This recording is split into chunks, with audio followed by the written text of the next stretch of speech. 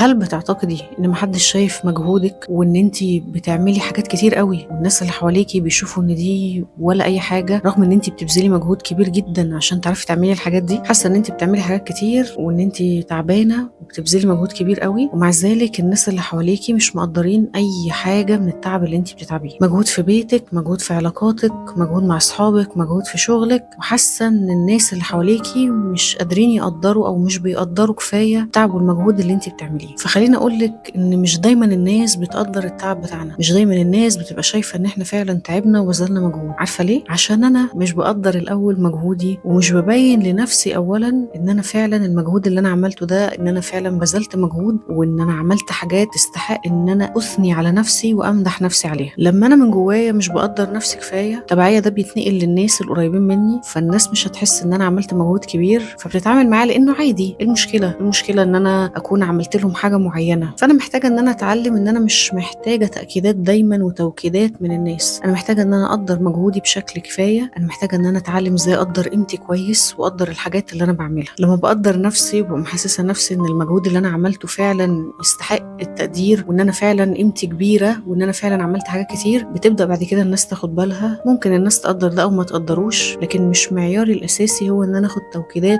دايمًا من الناس، على قد ما إن أنا أكون مقدّرة نفسي كفاية. وبما إنِّك تستحقي التقدير وتستحقي الاحترام، فلو أنتِ حابة إن أنتِ تكتشفي قوة تقدير الذات، وإن أنا إزاي أكون مقدّرة ذاتي، وإن أنا إزاي أكون واثقة بنفسي بشكل كفاية، وإن أنا إزاي أكون مقدّرة مجهودي، وإني مش دايمًا أستنى التوكيدات الإيجابية من الناس اللي حواليّا، اشتركي دلوقتي في كورس ارفع ثقتك بنفسك وتوكيدك لذاتك واستحقاقك، الكورس اللي هيساعدِك كتير جدًا إن أنتِ إزاي تعرفي تقدّري من ذاتِك. وهتلاقي لينك الحجز بتاع الكورس موجود إما في الdescription تحت، أو موجود في اللينك اللي موجود في البايو.